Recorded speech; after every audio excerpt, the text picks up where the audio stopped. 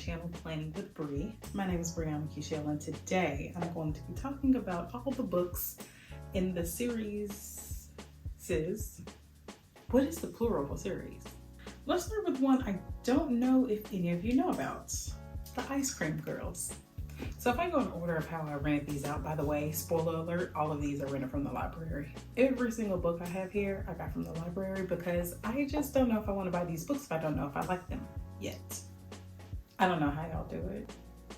Yes, I do, because I used to do that. Okay, so I went to the library and this was on a shelf on display. Not sure why, but it's a beautiful cover and I love blue book covers. Verity has been lying to her family for months about the new man in her life. He knows all about her mother's scandalous past, so she has to keep them apart.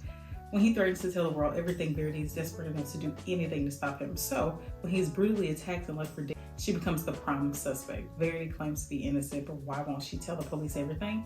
Lies, obsession, murder. Will the truth set her free? I went on Goodreads, or I went online just in general to see what the book was about, or just to see what it was overall rated. And I want to say it was pretty good. This book apparently is a 4.2 stars on Goodreads. I'm not sure if you're a Goodreads person or not. In my opinion, Goodreads is becoming like another social media. I update a lot on Goodreads, so if you want to know what I'm reading, how I'm enjoying it or not, and what I've rated it so far, check Goodreads. But I looked this up on Goodreads and it came up and it said Poppy and Serena #2. Number 2? Well, what pray tell is number 1? On Goodreads, it's real quick little search. The Ice Cream Girls is book number 1 in this series that I accidentally started. As teenagers, Poppy, Carlisle, and Serena were the only suspects in a high-profile murder. Poppy headed to prison after being convicted of murder, but Serena was set free. Now, years later, Poppy is desperate to set the record straight. Her only problem is she has no one to turn to and no clue where to begin her hunt for Serena. Today, Serena is living a picture-perfect life with a husband and 2 children and is desperate to conceal her past. The first chapter of this book was set in 1989. And then it jumps forward to Serena. I am excited to get into this book. Hopefully I am able to read this series before they have to be returned to the library. I'm interested. Only thing is, these are some thick books. These are thick girlies, okay? So that's series number 1, The Ice Cream Girls, that I accidentally started. Got some really bad news on November the 4th or 11th or whatever day that was. I got some really bad news and I decided I wanted to go to the library and pick up a sad book. So I picked up Stillhouse Lake by Rachel Caine. Gina Royal is the definition of average. When a car accident reveals her husband's secret life as a serial killer, she must remake herself as Gwen Proctor. With her ex now in prison, Gwen has finally found refuge in a new home on a remote Stillhouse Lake. But just when she's starting to feel at ease in her new identity, a body turns up in the lake and threatening letters start arriving from an all too familiar address. One thing is certain, she's learned how to fight evil and she'll never stop. That was book 1. And I put up a video in which I was talking about how good it sounded and how I was so excited to get into it. And somebody who has been a subscriber on this channel for a very long time, thank you so much for supporting the channel. But she commented and said, hey, that's a series. And I was like, what? Picked it up in the library on a whim. I just read the back of it and was like, oh, this is great. This is amazing. This sounds like fun. And I was right. What I did not know is that this is a 6-book series. And thankfully, I had picked up book 1. I just finished reading Mia Sheridan's All the Little Raindrops, and I'm just not in the mood. I can't handle anything remotely sadistic at this point, so I tried. As you can see, I got to page 6. I tried. It says she's not running, she's not hiding, she's hunting. I don't even want to read the synopsis of this book because then it will spoil what the cliffhanger was in book 1.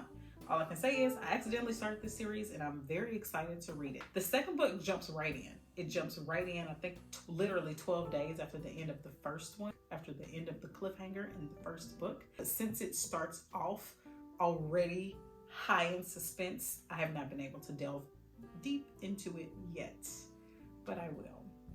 So that's the second series that I accidentally started. Stillhouse Lake by Rachel Caine. Okay, the third series that I accidentally started, I'm not sure if I knew this was a series or not. And the reason I did this one last is because book number 3 is coming out June 2024 and I'm excited for the new release. The Children of Blood and Bone series when I purchased this book, this was back in, I purchased this book back in 2018, and I didn't read it until summer 2022. Yeah, so I purchased this when the hype was real high about 2018. Before I even knew about BookTube, I just heard a few people, like makeup artists on YouTube, talking about this book, Jackie Aina in particular.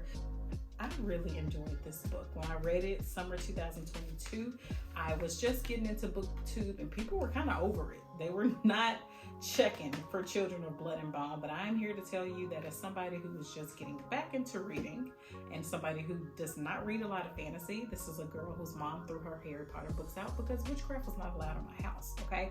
I'm not a fantasy girl. So getting into this book was really, really, really fun to me. Like the magic system, and it did end on a cliffhanger. I think I was just curious to see if they were gonna ever come out with a book 3, and when I realized that she planned to come out with a book 3 in literally 6 months, I said, oh, well, I have to read book 2.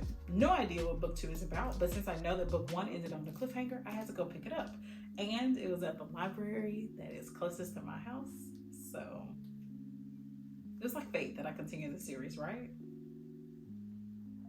I think so.